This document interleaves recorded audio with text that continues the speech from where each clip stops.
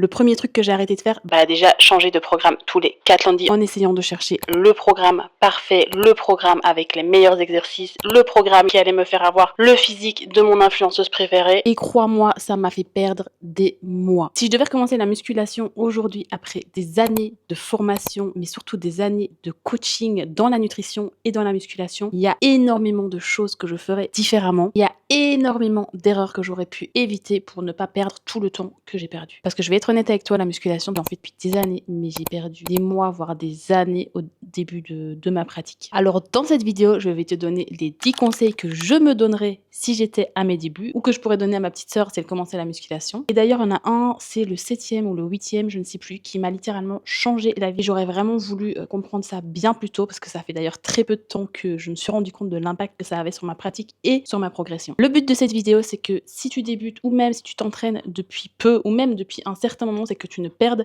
pas le temps que j'ai perdu, ou que tu ne perdes pas plus de temps si tu en perds déjà actuellement. Et finalement, que tu progresses plus vite que 90% des gens qui pratiquent la musculation ou qui se lancent dans la salle de sport. Et d'ailleurs, puisque ça me manquait beaucoup trop de vous faire des vlogs, j'ai décidé pour cette vidéo de vous emmener avec moi à la salle et vous emmener en fait avec moi tout au long de ma journée. Donc c'est parti. Ok, bon, je viens d'arriver à la salle, donc je vous donne directement le premier conseil. Et la première chose que je ferai, c'est d'arrêter de chercher le programme parfait et de changer tout le temps en pensant que ce qui fonctionne, c'est la méthode miracle ou le programme parfait, parce que ce n'est clairement pas le cas. Ce qui fonctionne, c'est quelque chose qui est adapté à toi, qui te plaît et que tu peux tenir sur du long terme.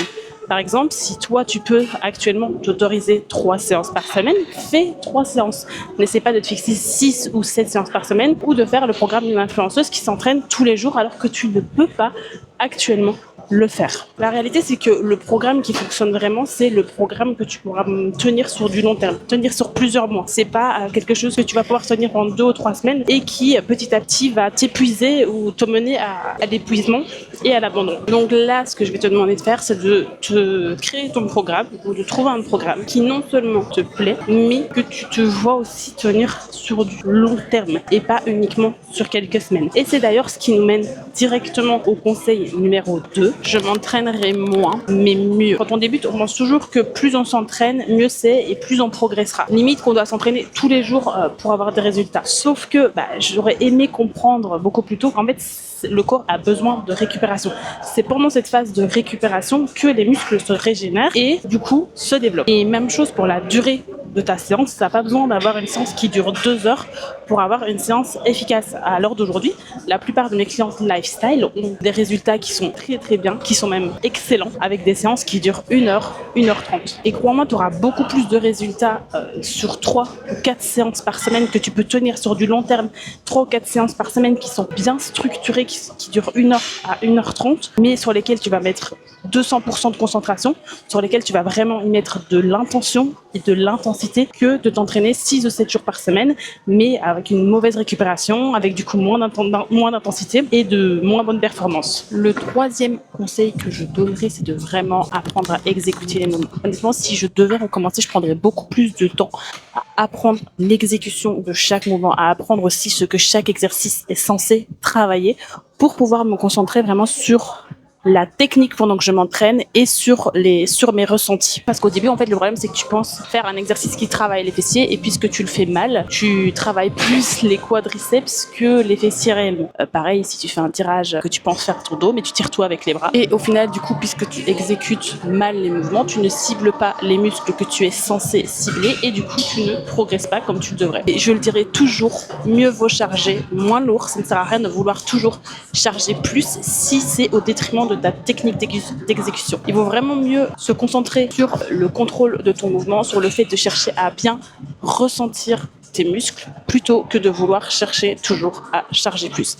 Il n'y a que en te concentrant sur la technique et sur les muscles que tu cherches à cibler que tu feras réellement le mouvement correctement et du coup que tu progresseras sur les muscles que tu cherches à progresser. 4e conseil, j'arrêterai de passer mon temps à tester les exercices que je vois sur Instagram ou sur TikTok parce que finalement les basiques restent les meilleurs exercices pour réussir à progresser musculairement parlant. Donc ce que je ferai, c'est juste que je me concentrerai sur quelques exercices, des basiques comme je viens de dire, et je chercherai à progresser dessus semaine après semaine. À progresser notamment au niveau de la technique d'exécution, mais aussi au niveau des charges, au niveau du nombre de répétitions. Enfin, je mettrai en place une surcharge progressive semaine après semaine, tout en faisant attention à ce que ma technique reste bonne et mes ressentis restent bons. Ce que j'aimerais que vous reteniez, c'est que la progression vient beaucoup plus de la répétition et de la progression sur chaque exercice plutôt que de la variété d'exercices. Et le problème, c'est qu'on a toujours tendance à se dire oh, celui-là, ça a l'air d'être un exercice bien, elle a dit qu'elle prend des fessiers grâce à ça, donc je vais tester ça. Mais c'est pas comme ça que ça fonctionne. C'est vraiment en faisant les mêmes exercices semaine après semaine et en cherchant à progresser dessus semaine après semaine que tu progresseras musculairement parlant. Pourquoi? Tout simplement parce que c'est justement l'adaptation que ce muscle va devoir faire, s'adapter à ta surcharge progressive, qui va faire que ce muscle va se développer. Bon, je termine ma séance et puis je vous reprends quand j'arrive à la maison pour vous dire la suite des conseils qui concernent un petit peu l'alimentation. On se retrouve plusieurs jours après pour le conseil numéro 5, tout simplement parce que j'ai enchaîné les galères et que je n'avais clairement pas la tête à filmer.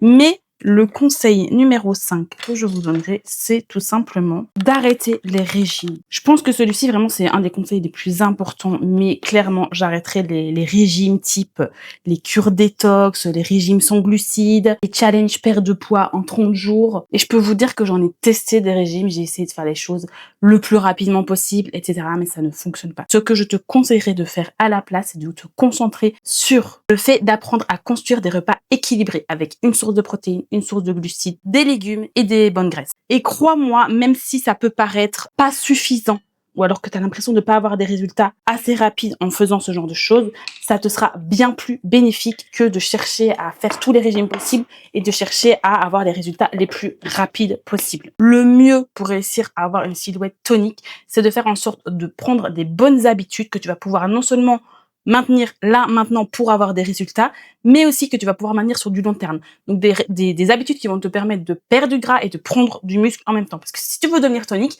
il faut pas juste perdre du poids. Il faut aussi que tu prennes du muscle. Parce que tout simplement, tu ne peux pas tonifier un muscle qui n'existe pas.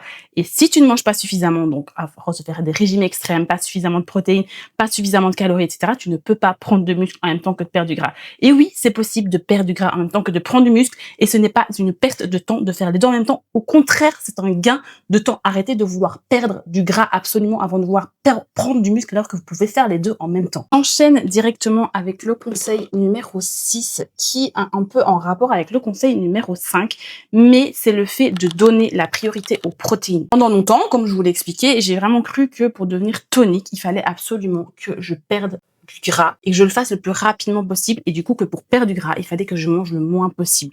Donc je me concentrais sur le fait de manger le moins possible, mais je ne me concentrais pas sur le fait de prioriser les protéines. Donc déjà, je viens de vous le dire, manger le moins possible, ce n'est pas une solution, mais en plus de ça, il faut absolument que tu aies un apport en protéines suffisant. Pourquoi? Parce que tout simplement, si tu n'as pas un apport en protéines suffisant, non seulement tu ne vas pas prendre de muscle en même temps que ta perte de gras, mais en plus de ça, tu risques de cataboliser au niveau des muscles et de perdre du muscle au lieu de perdre du gras, ou de perdre du muscle en même temps que de perdre du gras. Donc je me répète, à l'heure d'aujourd'hui, je l'ai bien compris et j'aurais aimé le savoir à mes débuts. Non seulement il faut déjà manger suffisamment, certes être en déficit calorique, mais pas en déficit calorique extrême, pas besoin de faire des déficits caloriques extrême, et manger suffisamment de protéines. Comme je viens de te le dire, les protéines, elles aident non seulement à construire du muscle, mais aussi à le préserver lorsqu'on en perd de gras.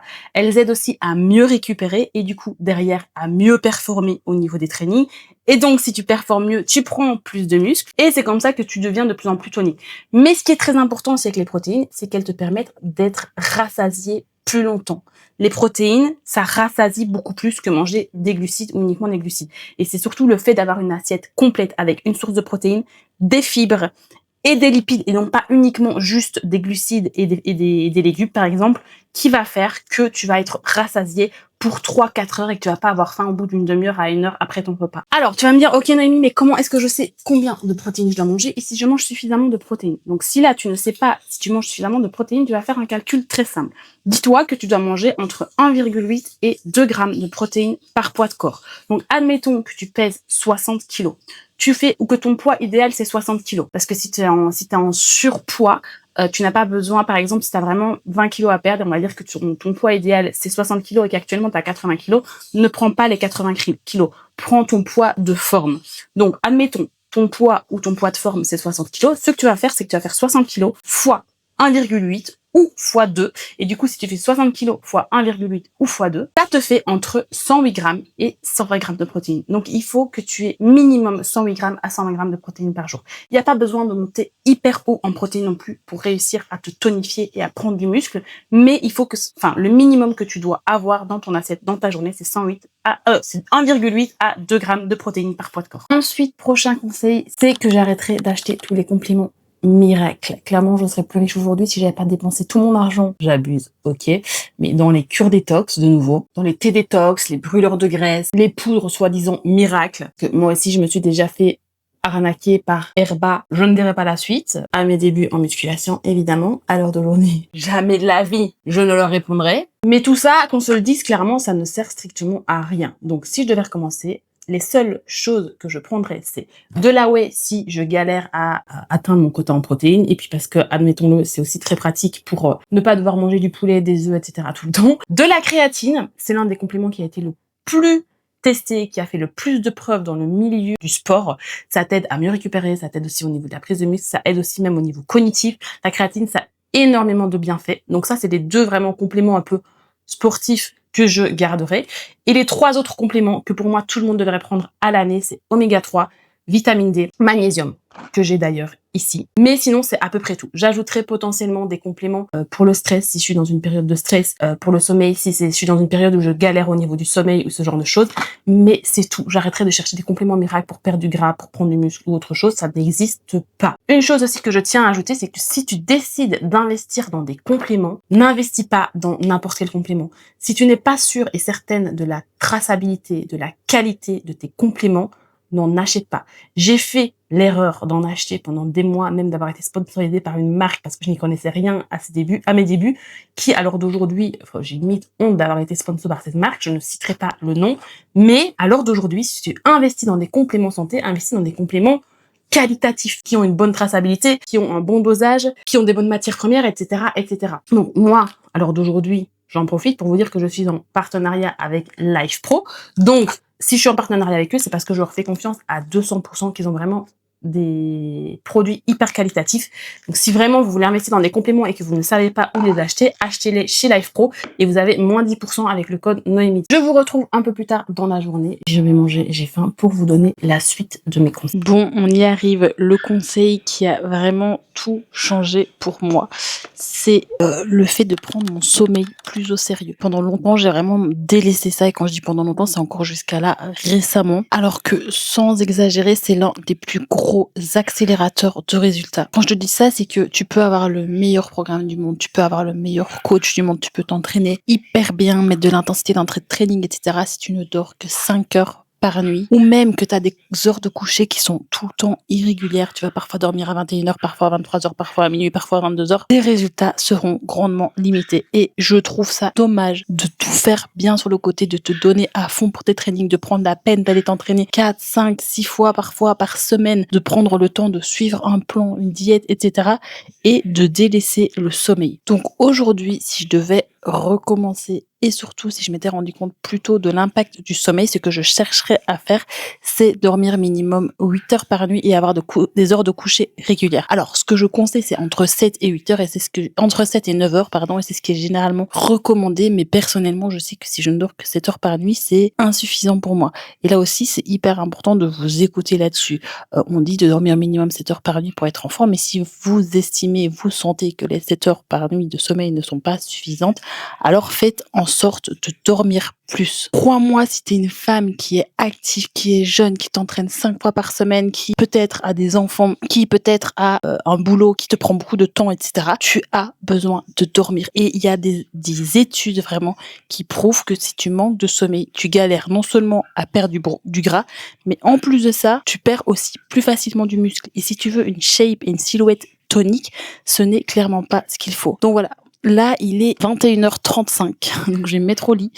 je vais faire mon journaling. J'ai déjà pris une douche chaude, j'ai déjà fait ma skincare, je me suis déjà brossé les dents. Je vais faire mon journaling, je vais lire un petit peu et puis le temps de faire tout ça, il sera 22h et je me lève à 6h. Donc parfait, j'aurai mes 8 heures de sommeil. Alors évidemment, c'est pas tous les jours comme ça. Comme pour tout, ce n'est jamais parfait. Mais j'essaie vraiment de respecter ça parce que je sais que c'est dans mon quotidien, dans ma motivation, sur mon appétit, sur ma digestion, sur la gestion de mon stress, sur plein de choses, ça a un impact énorme. Le sommeil, vraiment, depuis que je le prends au sérieux, je remarque l'impact que ça a, que ça soit sur mon évolution physique comme sur mon bien-être au quotidien. Je vous retrouve demain pour les 2 derniers conseils. Moi, je vais dormir, je vous dis bonne nuit, mais pour vous, c'est à tout de suite. Il est temps de terminer cette vidéo avec les 2 derniers conseils. L'avant-dernier conseil, il est tellement important et il me semble logique, mais je tiens à le rappeler, c'est le fait de se créer des routines et des systèmes plutôt que de vouloir changer tout le temps. Les filles, je ne le dirai jamais assez, mais il n'y a rien de mieux que la routine. Je sais que ça peut paraître ennuyant et même moi, à mes débuts et encore pas si longtemps que ça, je me disais qu'il fallait que je change souvent de plan alimentaire, changer tout le temps mes repas, tester tout le temps de nouvelles choses, même au niveau des programmes, etc. Bon, ça fait quand même longtemps que j'ai arrêté. Mais je vous promets que si vous mettez en place des systèmes que vous appréciez, des routines que vous appréciez et que vous pouvez tenir sur du long terme, ça vous changera la vie et ça vous fera progresser 10 fois plus vite. Pourquoi ? Tout simplement parce que le fait de devoir prendre des petites décisions chaque jour, de vous poser des questions du genre qu'est-ce que je vais manger ? À quelle heure est-ce que je vais m'entraîner ? À quelle heure est-ce que je fais ce repas ? Est-ce que je vais à la salle aujourd'hui ou pas ? Etc. etc. Non seulement c'est hyper énergivore, mais en plus de ça, c'est beaucoup plus facile de procrastiner, mais aussi de craquer, soit en se disant j'ai pas ce que je dois avoir pour me faire un bon repas, donc tant pis, je vais me faire ce que je trouve par là, ou je vais commander. Pareil pour les entraînements, je suis fatiguée, c'est bon, j'irai demain, et puis demain devient le surlendemain, et puis le surlendemain devient la semaine prochaine, etc. etc. Alors que si toutes ces petites habitudes-là, elles font partie de ton quotidien, de ta routine, des systèmes que tu as mis en place et que tu ne te poses pas les questions, tu es sûre et certaine finalement de les faire. Donc concrètement, en ayant en place des systèmes, en ayant en place des routines qui doivent te plaire, attention, ne mets pas en place des systèmes et des routines qui ne te plaisent pas, non seulement ça te fait économiser du temps et de l'énergie,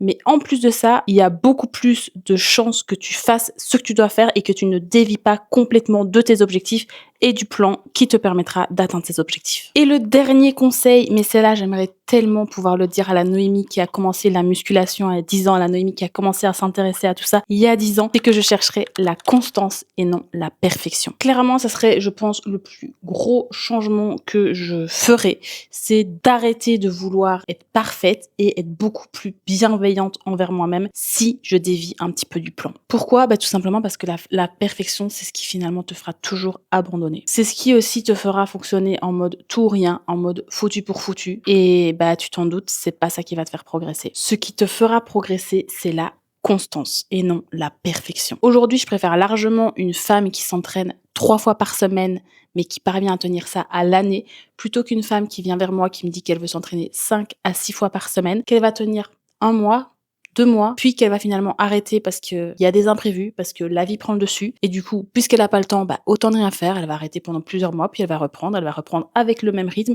Et au final, c'est un cercle qui se répète tout le temps, simplement parce que ce sont des habitudes qu'elle ne peut pas maintenir. Ce conseil, je pense que je le répète dans chacune de mes vidéos, en tout cas dans beaucoup de mes vidéos YouTube, mais les meilleurs résultats viendront toujours des personnes qui sont régulières, qui restent régulières sur du long terme et pas des personnes qui font le plus possible mais qui finalement ne peuvent pas le tenir sur du long terme. Bref, si je devais résumer cette vidéo en une seule phrase, c'est que je chercherais beaucoup moins à aller vite mais beaucoup plus à mettre en place une routine que j'aime, une routine qui me fait du bien. Une routine tout simplement que je peux tenir non seulement maintenant pour atteindre mes objectifs, mais aussi une routine que je peux tenir sur des années. Parce que le corps que tu veux ne se construit pas en quelques semaines et ça, peu importe ce que tu lui imposes et peu importe ce que tu veux lui faire croire. Ton goal physique, ton objectif physique se crée grâce à l'accumulation de petites actions répétées tous les jours, semaine après semaine, mois après mois et surtout année après année. Et si tu veux commencer à te construire cette routine sans régime extrême, avec des repas équilibrés, des repas qui te font